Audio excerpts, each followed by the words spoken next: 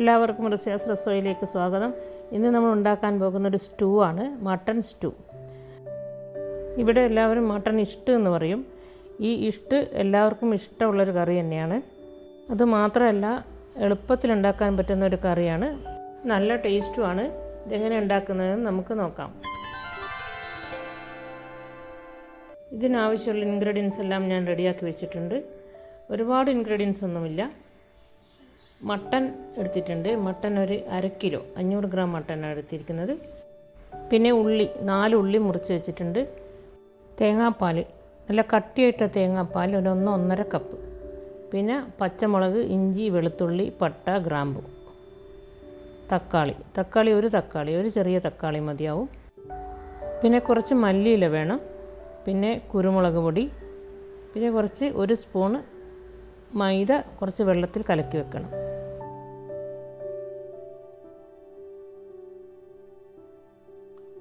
ഇനി നമുക്ക് പെട്ടെന്ന് തയ്യാറാക്കാം. നമുക്ക് കുക്കർ അടുപ്പിൽ വെക്കാം. കുക്കർ വെച്ചതിന് ശേഷം നമുക്ക് 1-2-3 ടേബിൾ സ്പൂൺ ഓയിൽ ചേർക്കണം. ഇനി ഇതിലേക്ക് നമുക്ക് എല്ലാ പച്ച മസാലയും നന്നായിട്ടൊന്ന് വാട്ടിയെടുക്കണം. അപ്പോൾ ആദ്യമായിട്ട് നമുക്ക് ഉള്ളി ചേർക്കാം.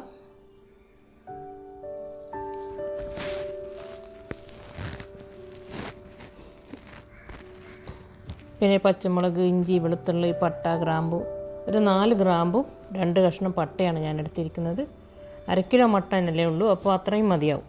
കൂടുതലെടുക്കുമ്പോൾ നിങ്ങൾക്ക് കൂടുതലെടുക്കാം. ഏലക്കായും കൂടി ചേർത്താൽ നല്ലൊരു മണവും കൂടി ഉണ്ടാവും. ഞാൻ ഏലക്കായ എടുത്തിട്ടില്ല. പട്ട, ഗ്രാമ്പു മാത്രം, അതിൻ്റെ ഫ്ലേവറാണ് കൂടുതലായിട്ടും ഇഷ്ടത്തിന് വേണ്ടത്. അപ്പോൾ ഇനി നമുക്ക് തക്കാളി ചേർക്കാം. തക്കാളിയും കൂടി ചേർത്തതിന് ശേഷം നന്നായിട്ടൊന്ന് വഴറ്റിയെടുക്കണം. ഉള്ളി നന്നായിട്ട് വാടണം.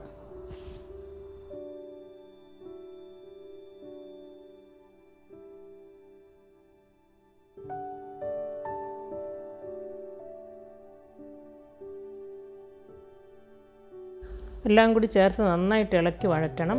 നന്നായി വാടിക്കഴിഞ്ഞതിന് ശേഷം വേണം നമുക്കിതിലേക്ക് മട്ടൺ ചേർക്കാൻ. മട്ടൺ ചേർത്തതിന് ശേഷം ഇത് നന്നായിട്ട് കുറച്ച് സമയം ഒന്ന് ഇളക്കി ചേർക്കണം. മസാലകളെല്ലാം ഇറച്ചിക്ക് പിടിക്കുന്ന വിധത്തിൽ നന്നായിട്ടൊന്ന് ഇളക്കി ചേർക്കുക.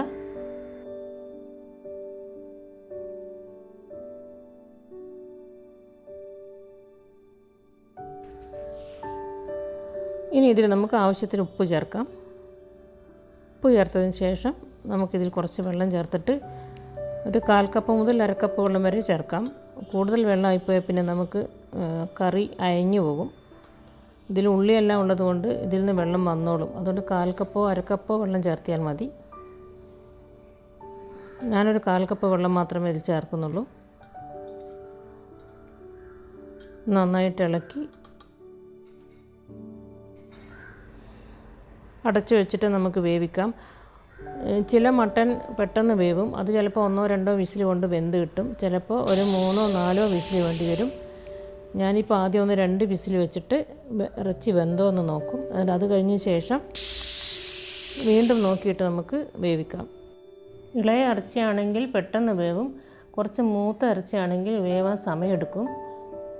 അതുകൊണ്ട് നമ്മൾ നോക്കി വേവിച്ചെടുക്കണം. 2 വിസിൽ മാത്രമേ ഞാനിപ്പോൾ ഇട്ടിട്ടുള്ളൂ. ഇറച്ചി വെന്തിട്ടില്ല. അപ്പോൾ ഒന്നുകൂടെ വെക്കാം. 1 വിസിലും കൂടി വരട്ടെ.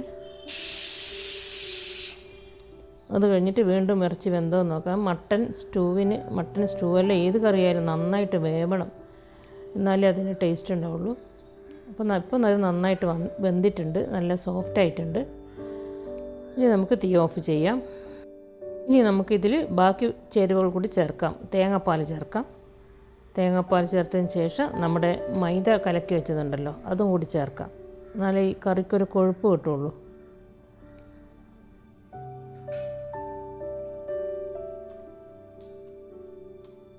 സ്റ്റൗ കത്തിച്ചിട്ട് നമുക്ക് വീണ്ടും ഇത് തിളപ്പിക്കണം.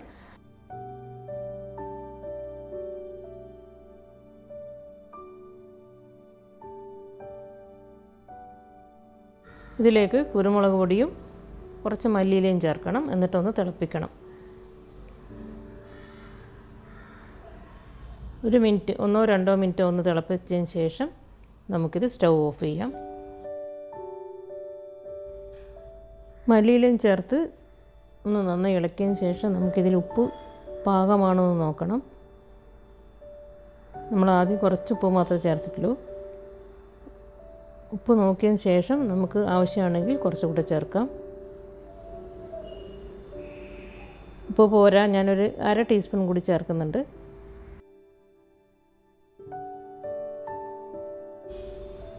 ഇനി നമുക്കിത് കുറച്ച് സമയം ഒരു 2 മിനിറ്റ് ഒന്ന് തിളപ്പിക്കണം.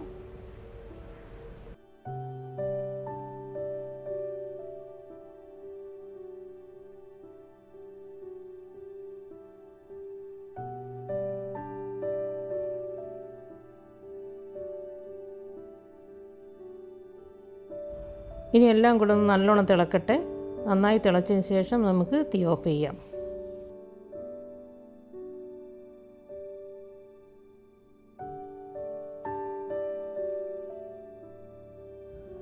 ഇത് ഇളക്കി നോക്കുക. ഇതിൻ്റെ കൺസിസ്റ്റൻസി, അതായത് ഇതിൻ്റെ കൊഴുപ്പ് ഇത്രയും പാകത്തിലായിരിക്കണം. അപ്പോൾ നമുക്കിത് ചൂടാറിക്കഴിഞ്ഞാൽ നല്ലൊരു നമുക്ക് ആവശ്യമുള്ള ആ ഒരു കൊഴുപ്പ് കിട്ടും. ആയിക്കഴിഞ്ഞു, നമുക്ക് തീ ഓഫ് ചെയ്യാം. ആയിക്കഴിഞ്ഞതിന് ശേഷം നമ്മളിത് കുറച്ച് സമയം ആവി പുറത്തേക്ക് പോകുന്ന വിധത്തിൽ അടച്ചു വെക്കണം. നന്നായി അടച്ചു വെച്ചാൽ കറി ലൂസായി പോകും. കുറച്ചൊന്ന് ചൂടാറിക്കഴിഞ്ഞതിന് ശേഷം നമുക്ക് സെർവ് ചെയ്യാം. ഇത് നെയ്ച്ചോറ്, പൊറോട്ട, അരി റൊട്ടി, ചപ്പാത്തി, ബട്ടൂര, മുട്ട സിർക്ക ഇങ്ങനെ എല്ലാത്തിനും ചേർത്ത് കഴിക്കാൻ നല്ല ടേസ്റ്റാണ്. ഒരുവിധം എല്ലാവർക്കും പരിചയമുള്ള കറി തന്നെയാണിത്. എന്നാലും അറിയാത്തവർക്ക് വേണ്ടിയാണ്. എല്ലാവരും ഉണ്ടാക്കി നോക്കണം. നല്ല ടേസ്റ്റാണ്. ചിക്കനും ബീഫും മീനും എല്ലാം നമുക്ക് ഇതേപോലെ സ്റ്റൂ ഉണ്ടാക്കാം. പക്ഷേ എല്ലാത്തിനും ചെറിയ ചെറിയ വ്യത്യാസങ്ങളുണ്ട്. എല്ലാ സ്റ്റൂവും ഞാൻ കാണിക്കാം. അപ്പോൾ ഈ വീഡിയോ എല്ലാവർക്കും ഇഷ്ടമായിട്ടുണ്ടാകുമെന്ന് കരുതുന്നു. ഇഷ്ടമായെങ്കിൽ ലൈക്ക് ചെയ്യുക, ഷെയർ ചെയ്യുക, സബ്സ്ക്രൈബ് ചെയ്യുക. ഇതുവരെ സബ്സ്ക്രൈബ് ചെയ്യാത്തവർ സബ്സ്ക്രൈബ് ചെയ്യുക. ആദ്യമായിട്ട് കാണുന്നവർ സബ്സ്ക്രൈബ് ചെയ്യുക. ഓക്കെ, അടുത്ത റെസിപ്പിയുമായിട്ട് വരാം. അതുവരേക്കും എല്ലാവർക്കും സലാം.